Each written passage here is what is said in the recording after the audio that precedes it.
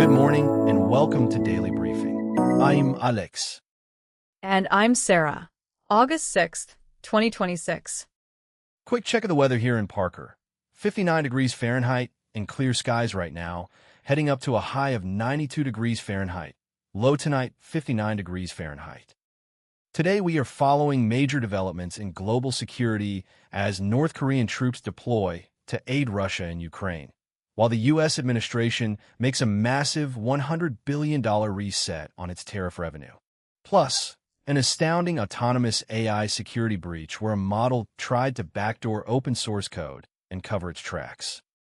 It is a massive news day across global policy, finance, and AI safety. Let's get into it.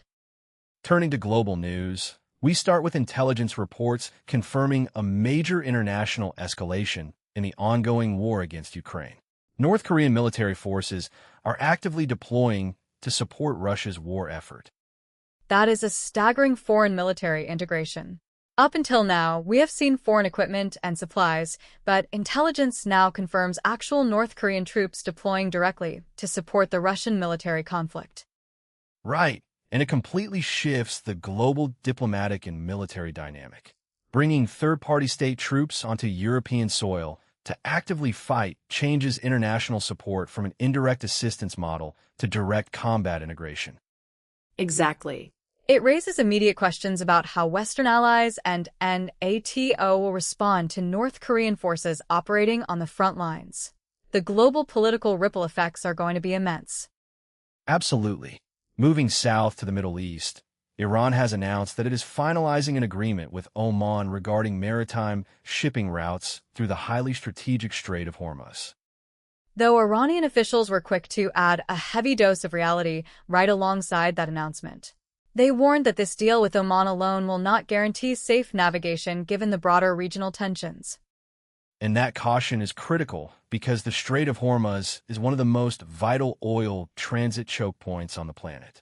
Any uncertainty there sends shockwaves through global trade and energy markets. Which ties directly into what we saw from Washington. U.S. President Donald Trump issued a very stern warning, stating that Iran will be hit very hard if the Strait of Hormuz is not reopened promptly to commercial traffic. What is fascinating is how the energy markets reacted. Global crude oil prices actually fell following President Trump's statement, largely because diplomatic negotiations between the regional players showed signs of actual progress. Market traders are balancing that fierce military rhetoric against the concrete reality of those ongoing Oman negotiations. If the diplomatic path holds, it could stabilize shipping, but the margin for error in the strait remains razor-thin. Now, staying with the Trump administration, there's been a massive fiscal reset on federal trade policy. The administration has paid back $100 billion in Liberation Day tariffs to businesses. $100 billion returned to private companies. Walk me through how we got to a refund of that scale. It stems from court filings challenging the administration's Liberation Day import duties. Following those legal challenges, the government had to issue refunds, and this payment accounts for nearly 60% of all tariff revenue collected under the entire policy. 60% of the total revenue collected just wiped off the federal balance sheet and handed back to importers. That is an enormous financial about-face for federal trade policy. It really is. Importers and supply chains that swallowed those tax costs over the past few years are suddenly seeing a massive liquidity injection, while the government takes a huge fiscal hit. Coming up, we turn to regional governance and legislative shifts in India and Tamil Nadu. Turning to news from India, state leadership in Karnataka has met with executives from the AI company Anthropic to negotiate a major public-private partnership. They're looking to implement AI across core public sectors, specifically governance, healthcare, and higher education. That is right. The goal for Karnataka is to establish the state as a dominant regional hub for ethical AI adoption and deep tech innovation. Meanwhile, in New Delhi, the Lok Sabha has passed a landmark financial bill amending the Payment and Settlement Systems Act. This legislation authorizes the government to permit banks to levy charges on digital payments made via UPI.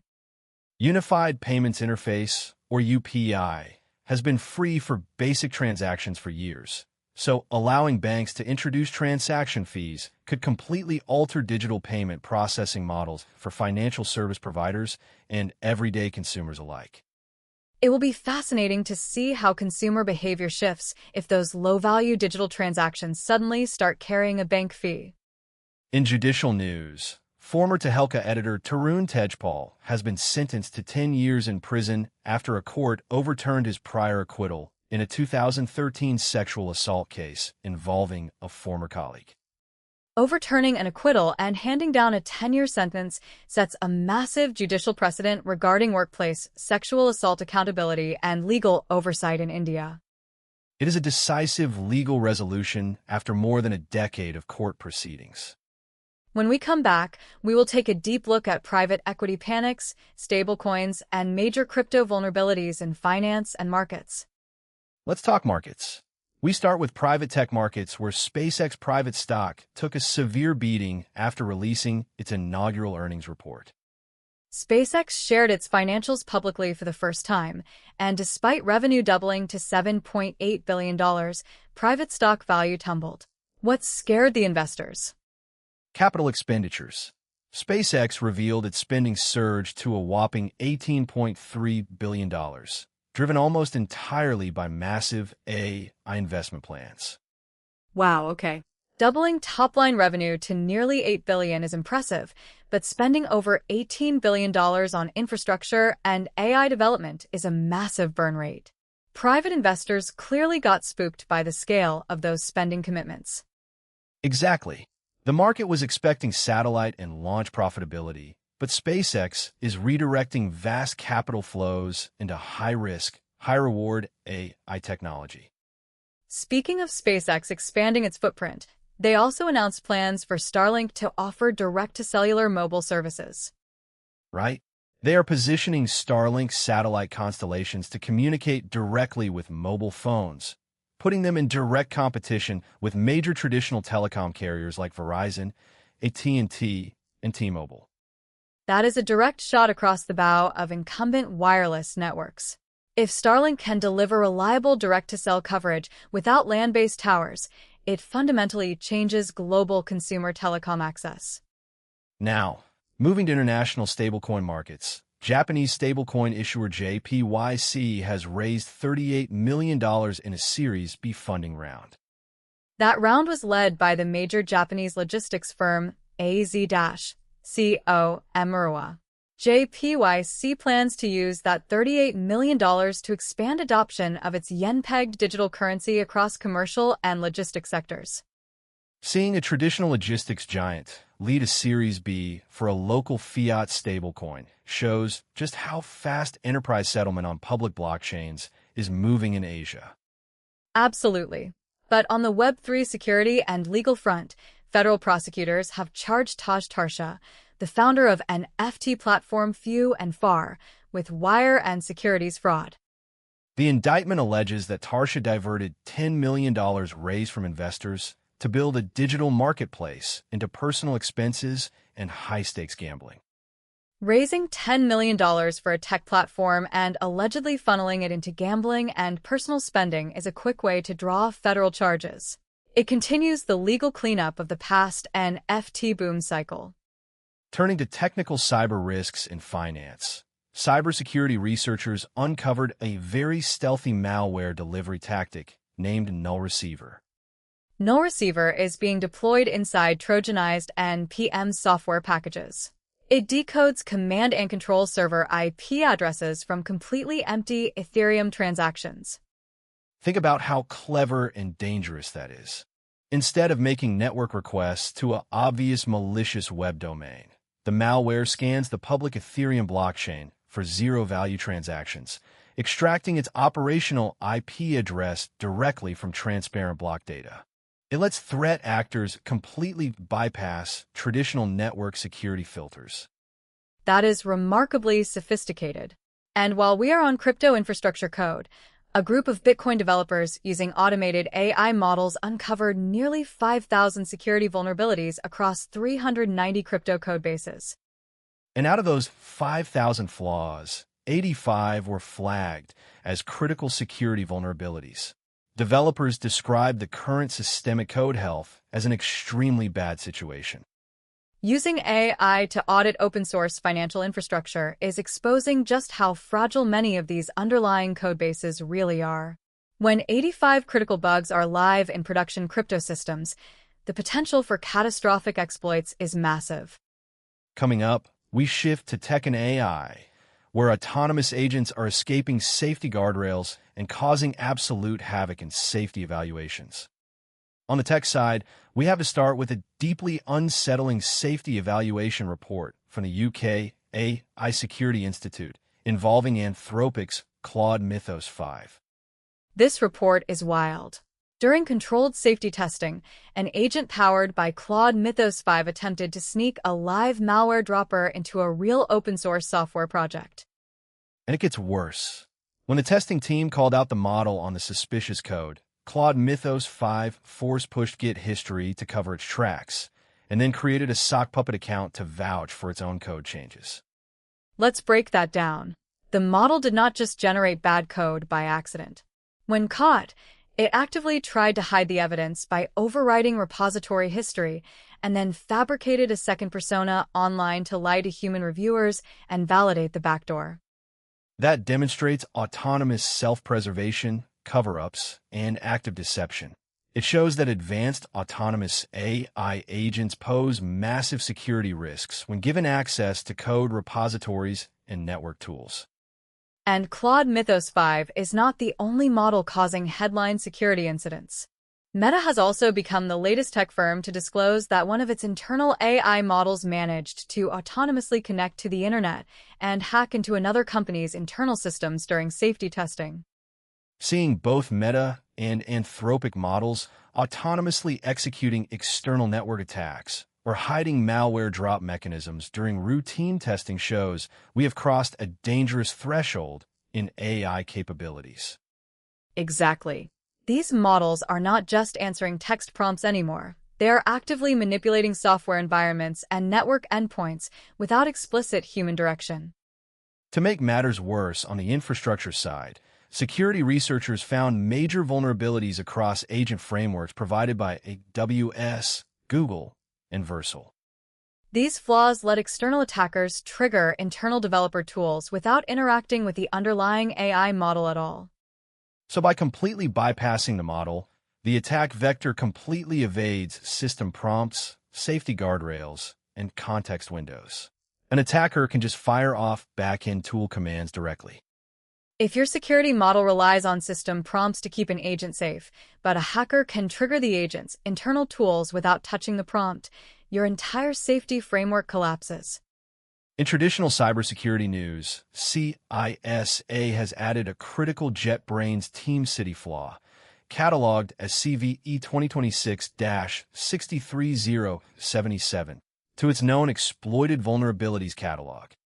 That TeamCity remote code execution vulnerability is being actively exploited in the wild right now. Threat actors can achieve full system compromise through malicious deserialization without needing any authentication.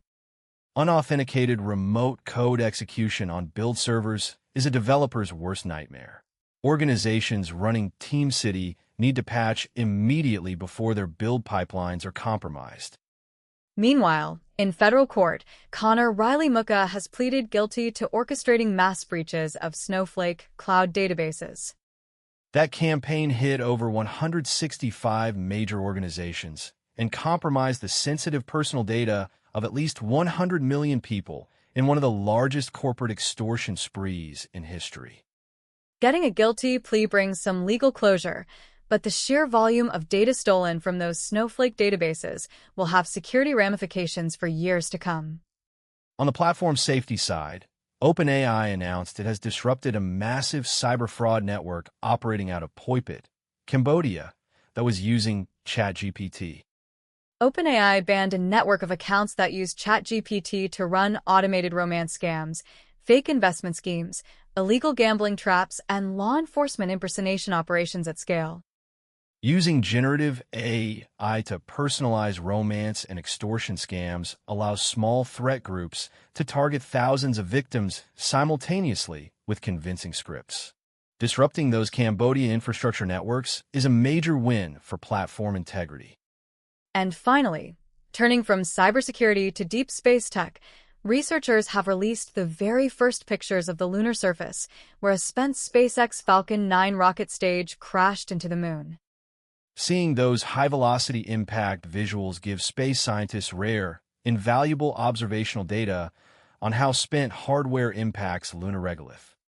It is amazing that we can capture clear photos of a rocket impact site on the lunar surface. When we come back, we close out with sports, including a major shakeup in horse racing's Triple Crown calendar and big movements in the MLB MVP race. All right, turning to sports and culture news. We begin with soccer governance, where Gianni Infantino has survived as FIFA president following a high-stakes emergency meeting of football's governing body. Despite intense governance challenges and administrative pressure behind closed doors, the emergency meeting concluded with Infantino retaining his leadership post. That guarantees continuous leadership at the top of international sports administration as FIFA prepares for massive upcoming global tournaments. Over in horse racing, organizers have announced a permanent structural change to the Triple Crown calendar. The Preakness Stakes will permanently move its official race date to the fourth Sunday of May.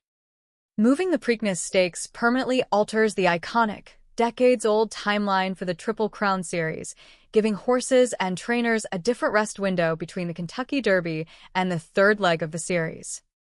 It will be very interesting to see how traditional racing fans and trainers adapt to that shifted May schedule. In Major League Baseball, New York Yankees outfielder Aaron Judge has been medically cleared to advance to the next major phase of his injury rehabilitation progression. Judge getting cleared for baseball activities is a massive relief for Yankees fans. Moving to advanced rehab means his return to the active starting lineup is finally within sight. And on the field yesterday, we saw an absolute offensive explosion from Chicago Cubs outfielder Pete Crow-Armstrong and Los Angeles Dodgers star Shohei Ohtani. Both players hit 2 home runs in their respective games. Crow-Armstrong hitting 2 homers pushed him into the official position as the current favorite for the National League MVP award.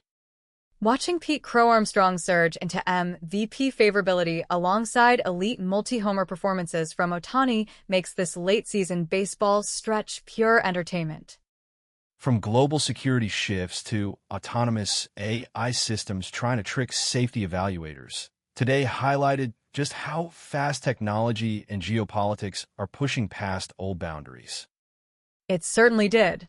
Thanks for listening, everyone. We will see you right back here tomorrow morning. Take care, everyone.